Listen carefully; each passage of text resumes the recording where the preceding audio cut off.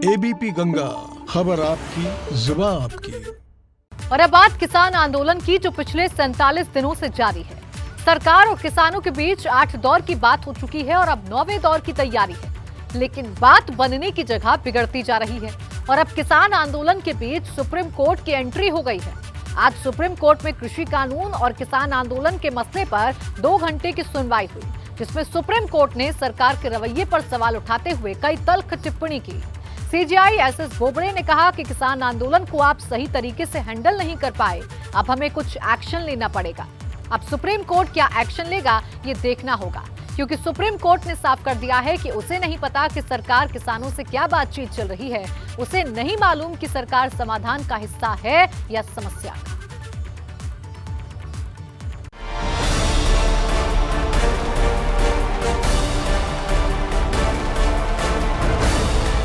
पिछले 47 दिनों से देश का अन्नदाता कृषि कानून के विरोध में सड़कों पर है, जिसको लेकर सरकार और किसानों के बीच 8 दौर की बात हो चुकी है।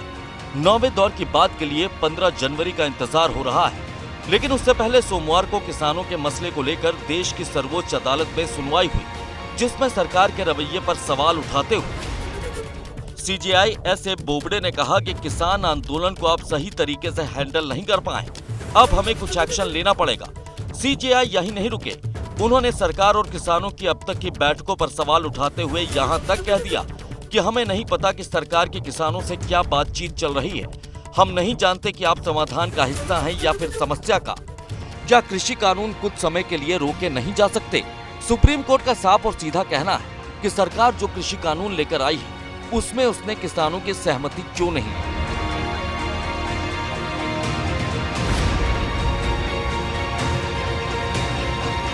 हालांकि सरकार की तरफ से अटॉर्नी जनरल के वेणुगोपाल ने सफाई दी कि कानून से पहले एक्सपर्ट कमेटी बनाई गई थी, कई लोगों से चर्चा भी की गई थी और सरकार वही कानून लेकर आई है जिसे पहले की सरकारें लाने की कोशिश कर रही थी। लेकिन सीजेआई ने अटॉर्नी जनरल को ये कहते हुए चुप करा दिया कि ये दलील काम नहीं आएगी कि कृषि कानून को पहले की सरकारों ने शुरू किया था।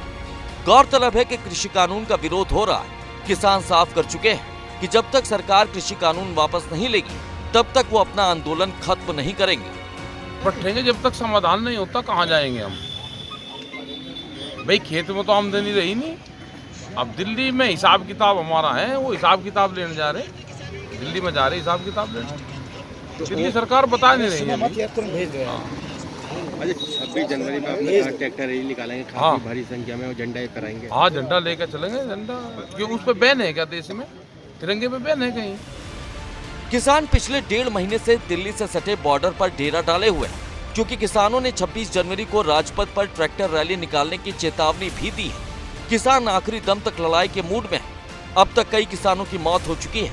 हालांकि अभी तक ये आंदोलन पूरी तरह शांति के साथ हो रहा है, लेकिन सुप्रीम कोर्ट की चिंता ये भी है कि एक गलत कदम शांति को अशांति में बदल सकता है और सुप्रीम कोर्ट नहीं चाहता कि किसी तरह के खून खराबे का कलंक उस पर लगे।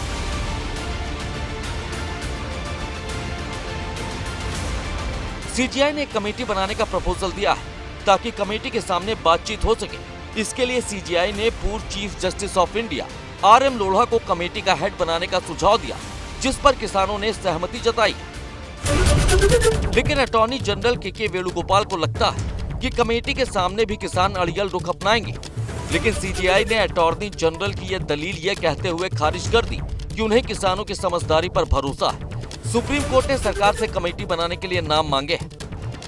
ऐसे में बड़ा सवाल ये है कि क्या सुप्रीम कोर्ट से किसान आंदोलन का रास्ता निकलेगा, क्योंकि किसान आंदोलन को लेकर भले ही सरकार और किसानों के बीच 8 दौर की बैठक में कोई बात नहीं बन पाई, लेकिन सुप्रीम कोर्ट की टिप्पणी लगातार आ रही। 16 दिसंबर को सुप्रीम कोर्ट ने कहा था कि अगर किसानों के मुद्दे हल नहीं हुए तो ये राष्ट्रीय मुद्दा बन जाएगा, जिसके बाद 7 जनवरी को तबलीगी जमात मामले की सुनवाई के दौरान कोर्ट ने ये चिंता जताते हुए कहा था कि किसान आंदोलन के चलते कहीं मरकज जैसे हालात न बन जाए।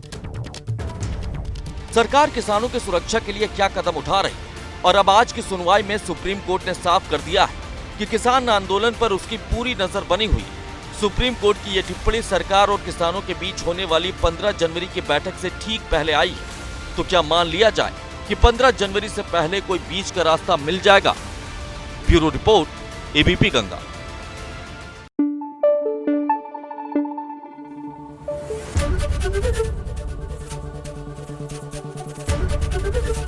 एबीपी गंगा, खबर आपकी, जुबान आपकी।